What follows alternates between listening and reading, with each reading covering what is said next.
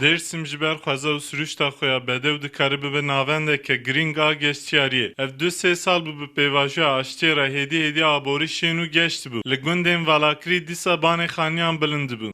Lê bi dawî hatina pêvajoya aştî û bi destpêkirina vî şerrê dawîn re ne tenê geştiyaran Dêrsimiyên ku van salana vegeriya bûn jî dîsa bajarê xwe bi cih dêlin. Dersim Gezginler grubu olarak beriya heft salan me komeke bi navê Koma Geştyarên Dêrsimê ava kir. Dema me nû ev kom ava kir jî şer hebû û me nikarbû biçin her deverê.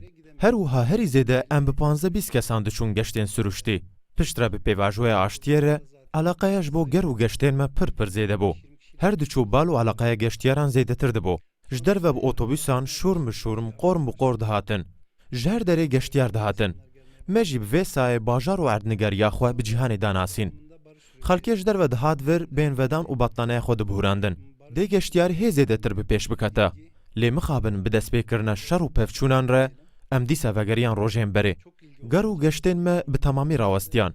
Heyf û mixabin şer ne tenê ger û geştan hemû aliyên jiyanê ditevizîne. Dema geştyar neyên û niştecihên bajêr kêm bi pêra yekser dukandar dikevin nav lepê zerar û ziyanê. Ju asma niemo ticari vekti karma hond rınd niyo. Pörü sonu tever millet tersonu. Hatta nika rınd vi işte karma rınd vi millet ameni şini. Ama na işte ju asma millet kututuyor tera savaş vejiyor maçı ortada sönme millet ma ortada sonu. Her wiha de encama vî şerê dawîn de li Dêrsimê ji nav siruşta rindika ku bala geştyaran dikişîne derdora 10,000 dûnim daristan şewitîne. Şer tenê mirovan nakuje. Di heman demê de mêşkarî, cotkarî, geşt û guzarî, bazirganî û aboriya wî welatî ji bi xwe re dikuje. Bi pêvajoya aştiyê re Dêrsimiyên ku vedigeryan welatê xwe bi destpêkirina şer re ji ber neçariyê dîsa berê xwe didin xerîbiyê.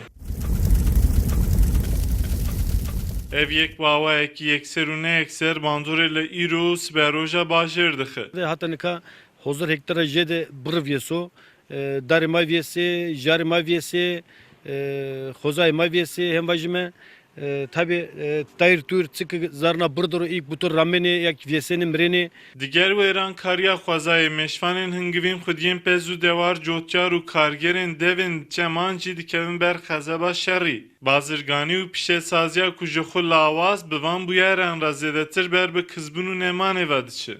Her sene se 150 daire rötene.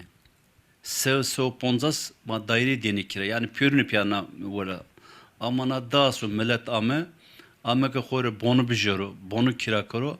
Ana olay ke veje pürünü pere xo kar cev xo keşit kavra daire ni guret. Keşit kavra kirak ni guret. Pürü zaverdaşi domonema ka amnun ve amnun iz ame izne. Bir itka davunu xo da zaya xore tatil mekeri şeri kenarı denizi de kira tatil mekeri.